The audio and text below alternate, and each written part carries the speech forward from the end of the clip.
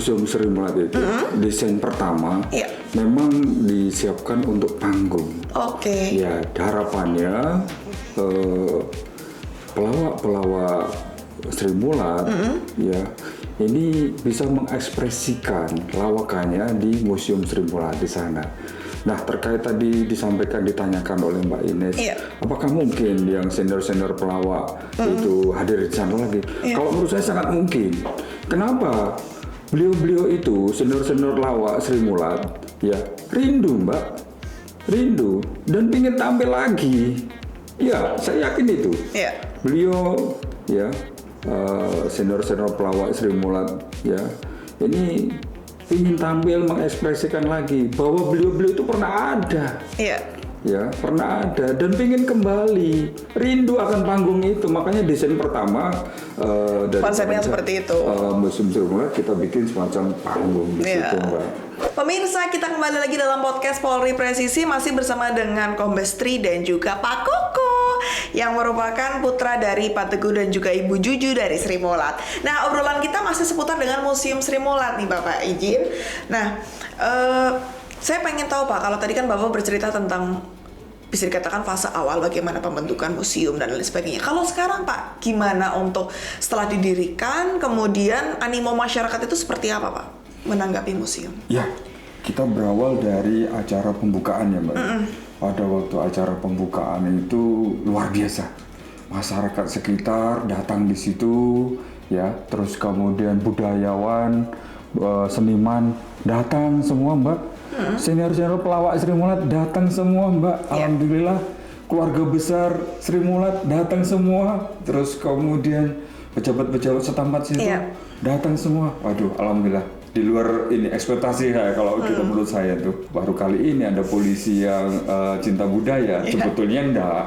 Bukannya maksudnya enggak itu bagaimana? Sebetulnya memang cinta budaya karena kita ini ikut Bapak Kapolri. Bapak Kapolri kita ini kan cinta budaya. Iya, betul. Nah, maksud saya anggotanya nggak cinta juga kan begitu. Nah, itu. Jadi itu terus kemudian animo masyarakat terkait dengan museum ini, tujuan utama kita ini kan adalah kembali lagi untuk supaya anak-anak bangsa kita ini bahagia. Ya, tentunya dengan keberadaan museum ini, ya kita menggunakan dua metode pendekatan, yang mulai dari offline sama pendekatan online. Ya, kalau yang pendekatan offline kita merencanakan kegiatan semacam midung ya, midung dari kata kidung ya. Terus kemudian dengan kegiatan stand up. Terus kemudian menampilkan kesenian secara offline di lokasi museum ya, di lokasi museum Sri Mulat sana ya, kesenian-kesenian lokal yang berada di sana. Terus kemudian nah ini tentunya di situ ada golek Sri Mulat. Nah ini kan pemajuan budaya ya, pemajuan budaya. Nah ini menarik untuk edukasi. Nah edukasi pemajuan budaya di Museum Sri Mulat tersebut. Nah ini tentunya juga menarik ya bagi anak-anak, bagi pendidik, bagi generasi penerus, ya karena terkait dengan edukasi atau kegiatan-kegiatan yang bermanfaat untuk mengetahui, mengenal pejuang-pejuang pelawak dulu dan tentunya untuk dipelajari, diketahui ya. Karena di Sri Mulat itu bukan hanya model lawakan saja, enggak. Di situ itu ya, di samping ada guyonan, lawakan, di situ bisa menyampaikan loh pesan-pesan ya, menyampaikan pembinaan, menyampaikan penyuluhan, bahkan menyampaikan larangan-larangan yang negatif. Apalagi kalau sekarang banyak nih tawuran banyak narkoba, banyak. Dari kesenian Sri Mulat itu bisa menyampaikan ya dengan cara-cara yang bisa diterima oleh adik-adik kita. Karena adik-adik kita ini kan lebih cenderung suka yang praktis ya kalau yang sekarang ya. Terus kemudian sampai dengan saat ini banyak sekali adik-adik yang datang dari TK, SD, Bangkalan, Gresik, terus kemudian banyak sekali kok. Kalau boleh saya tayangkan datang ke sana. Baik, luar biasa sekali berarti animonya dari masyarakat sudah diketahui dan pada akhirnya banyak juga yang sudah mulai untuk datang untuk lebih mengenal bagaimana Sri Mulat itu seperti apa begitu ya Pak. Pak Eko, Pak Koko ya kalau kita menyapanya. Pak Koko, kalau misalnya Bapak kan pasti lebih tahu ya bagaimana gaya lawakan dari Sri Mulat itu sendiri. Nah kalau dari Bapak sendiri kan kalau Sri Mulat itu kan terkenal dengan monolog ya. Slapstick gitu ya kalau istilahnya ya.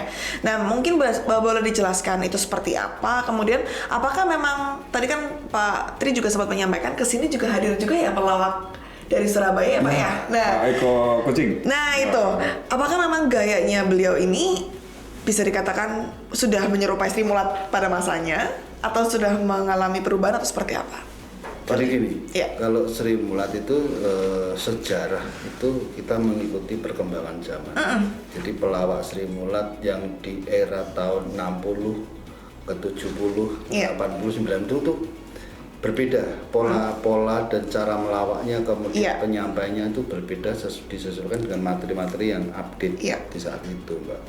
Jadi tapi pakemnya masih tetap sama Mataram. Jadi kita mengacu ke dagelan Mataram yang kalau pelawak dagelan Mataram setelah sesi pementasannya begitu dibuka layar itu mesti ada monolog dulu. Seperti stand up itu dulu. Setelah stand up baru memainkan cerita-cerita yang cerita keseharian atau cerita horor atau apa. Nah setelah itu nanti baru ditutup satu babak kemudian dilanjutkan babak dua setelah itu selesai. Jadi polanya seperti itulah. Di dalam satu cerita itu biasanya akan didukung oleh sekitar 10 sampai 15 pemain. Gitu yang bergantian. Baik Pak, kalau saya boleh bertanya Pak ya, apa pendapat Bapak kalau seandainya nih ke depannya di dalam Museum Sri Mulat ini akan dibangun mungkin panggung atau mungkin sesekali akan menghadirkan anggota Sri Mulat gitu, mungkin bersama dengan Sri Mulat yang sekarang untuk tampil kembali Pak? Wah senang sekali, saya sangat senang sekali karena sebenarnya saya masih kepingin mempunyai keinginan untuk memberikan edukasi ke generasi yang sekarang. Jadi bahwa sebenarnya dengan pola-pola pendekatan ke masyarakat secara budaya itu kok lebih mengenal gitu. Jadi karena Sri Mulat dari dulu itu sering sekali kita kerjasama dengan pemerintah, kemudian dengan TNI, Polri untuk menyampaikan pesan-pesan yang sifatnya sosial masyarakat. Jadi ya itu kita ramu ke dalam satu cerita sehingga seolah-olah itu bukan pesan. Tetapi mereka gini ya harusnya gitu. Jadi secara tersirat gitu. Betul, ya pesannya. Tapi masuk gitu. Jadi dan kadang-kadang sampai sekarang itu menjadi semacam ikon cerita di masyarakat. Sampai seperti itu. Karena masyarakat satu dengan yang lainnya kan kadang-kadang kalau main di dokter kamu nggak boleh gini, kamu nggak boleh gitu, paling ya sampai lalu. Tapi kalau dibawakan dengan cerita-cerita yang bisa mengena di hati mereka itu akan tertanam terus. Baik. Gitu. Kemudian Pak, mungkin dari pertanyaan untuk Bapak berdua, kalau dimungkinkan nggak sih Pak Sri Mulat itu akan bisa kembali lagi rohnya seperti dulu lagi? Saya yakin sangat menarik kok Mbak. Kenapa kok sangat menarik? Ya dan saya yakin bisa kembali dengan keberadaan Museum Sri Mulat ini. Jadi Sri Mulat bisa kembali tampil dan diterima oleh masyarakat khususnya generasi penerus ya. Kalau kita melihat generasi penerus kita ini ada juga loh yang mencontoh gaya-gaya Sri Mulat ya melalui stand up-nya ya. Ada itu yang Sri Mulat Ribon atau apa itu ada gaya-gayanya ditiru. Nah ini saya kira generasi kita juga ingin ya, tapi tentunya dengan cara saya disesuaikan tidak seperti dahulu lagi. Kalau sekarang kan lebih cenderung dengan cara podcast, ya, terus kemudian cara penyampaian karena melalui media, baik mungkin Instagram, terus kemudian TikTok dan lain-lainnya, ini mudah dan diterima. Baik. Ya itu. Kemudian yang berikutnya juga. Kita juga harus bisa mengenalkan Mbak ya. Sayang loh Mbak ini kalau dibiarkan. Nanti kalau diambil sama luar negeri gimana? Iya. Gitu. Nanti teriak-teriak duluan kalau kita ini polisi harus jaga loh. Iya betul. Jangan sampai diambil loh. Harus nanti teriak-teriak lagi. Dulu itu kesenian apa? Diambil sama yang tetangga kita itu. Batik juga Pak kemarin. Itu dah. Nanti kalau udah diambil baru teriak-teriak. Ya kita ini harus. Oke, baiklah.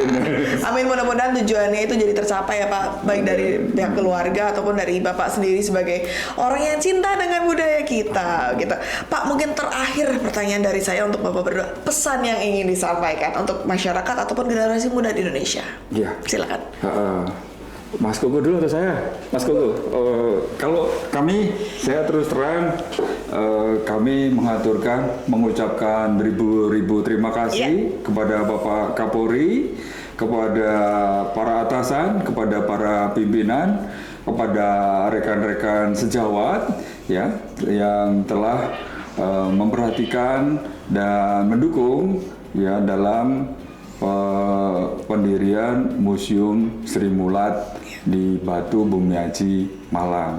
Kalau kita mengutip pepatah dari Rusia, ya, apabila bapak-bapak memberikan saya seekor kutu, maka akan saya pasang tapal pada kakinya. Terima kasih Pak. Terima kasih Bapak. Pak, mungkin pesan untuk generasi muda kita saat ini. Pesan saya cuma cintailah budaya yang supaya kita nanti bisa bisa lestari ya. Jadi karena tanpa kita mencintai budaya kita itu kita khawatir nanti anak cucu kita akan berubah. Itu aja. Baik, terima kasih. Semoga habis ini harus diajakin ke Bumi Aji Malang ya, buat langsung datang ke museum. Nanti kita bikin apa lagi di sana gitu ya Pak ya. Tapi harus tahu, harus ini dulu Mbak, harus tahu salam budaya dulu. Oh, apa tuh? Iya, salam budaya itu salam budaya pemersatu bangsa menuju Indonesia emas. Salam budaya. Salam budaya. Salam budaya. Iya. Pemersatu bangsa menuju Indonesia emas. Wah, harus bisa ya. Nanti kayaknya kita harus ada closingnya di situ juga nih Pak. Baik, terima kasih untuk kebersamaannya bersama dengan Ines di podcast Polri Presisi. Mohon maaf apabila ada salah-salah. Pemirsa, kita pamit. Terima kasih dan salam presisi.